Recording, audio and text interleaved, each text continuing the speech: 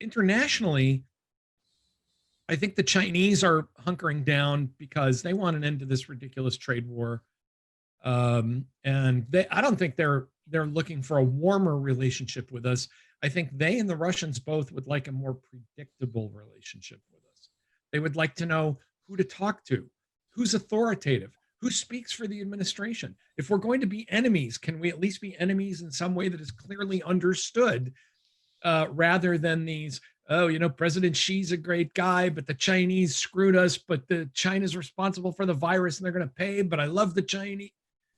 I think our opponents have shrugged and said, America is, um, sometimes I think it must be that they look at us, the way we looked at China during the Cultural Revolution or something, and saying something terrible is going on there and we can't figure it out.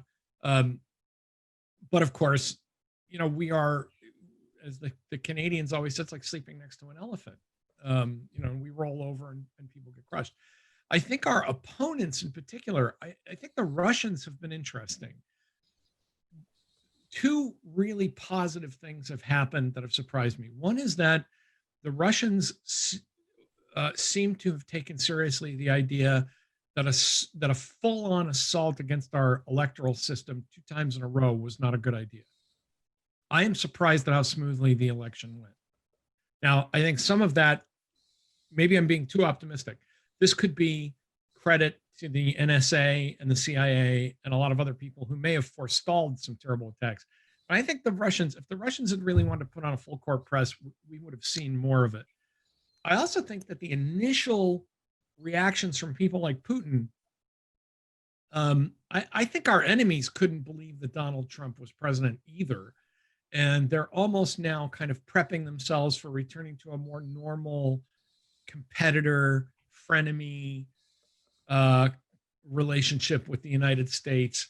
And I think that's actually a good thing. I have been worried for 4 years, not so much that Donald Trump would make a policy decision that I would disagree with, as much as I was concerned that our enemies would finally give up on trying to figure out what American policy is and start doing things that then we would end up having to react to.